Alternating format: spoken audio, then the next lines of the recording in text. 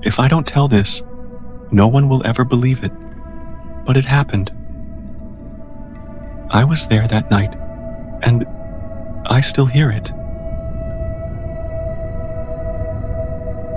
Hi, I'm not going to share my real name, but anyone from Harrows Creek probably already knows who I am.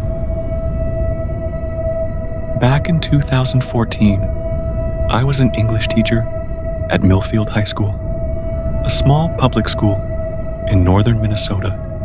Quiet town, quiet school. I loved teaching. I loved my students. But that year, something happened that changed my life.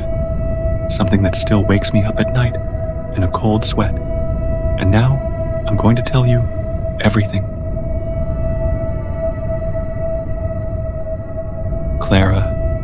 Clara Jensen. She was one of my brightest students.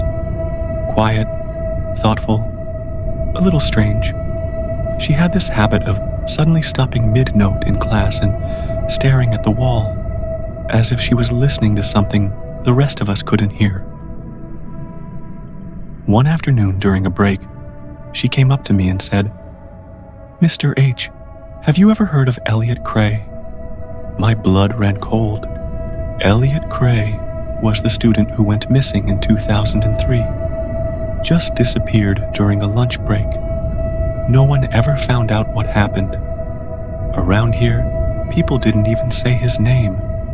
Clara had become obsessed with his story.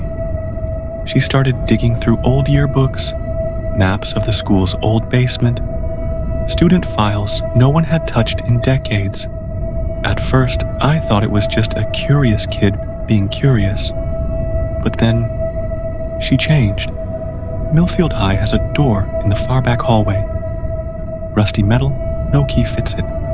Above it, there's a warning sign that reads, "Authorized, personnel only, 1979. Clara had been sneaking back there late at night, for several nights in a row. Then, one day, she brought a small recorder into class. She said, "I want to play you something, but you have to promise you'll believe me." She never got the chance. The next morning, she never showed up for school. Posters went up. Police were called. Her parents were devastated. Security footage showed Clara entering the school at 1:04 a.m., alone, heading straight toward the basement hallway. She never came back out. 2 days later, the principal called me into his office. They'd found a journal in Clara's locker. He handed it to me, knowing I was the only teacher she ever really spoke to. The first pages were just notes on Elliot Cray, his disappearance, and newspaper clippings. But the last pages, there's something under us. It speaks through the walls.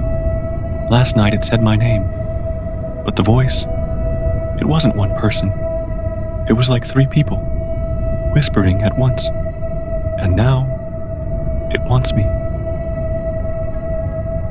A few weeks later, the school janitor called in sick, and the principal asked me to stay after hours just to keep an eye on the building. It was late, around 2:15 a.m., when I heard something from the back hallway. Metal, scraping, then a giggle, a child's laugh. I grabbed a flashlight and followed the sound. It led me right to the basement door. The door was wide open. Inside, I saw something hanging on the wall. Clara's jacket, folded neatly, like it was placed there on purpose. I shined the light inside, and that's when I saw it. The walls had faces carved into them, childlike, shallow, but none of them had eyes. Then I heard it. "Mr. H, it's your turn." I couldn't move. My legs were frozen. My heartbeat stopped. I don't know how long I stood there, just waiting. The door slammed shut behind me, and the silence. It wasn't empty. It was watching me.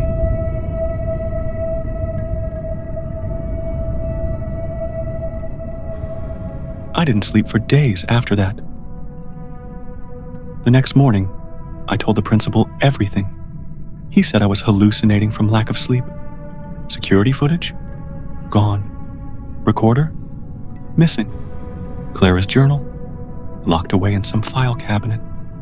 That day, they sealed the basement door with concrete, and they made me sign a confidentiality agreement.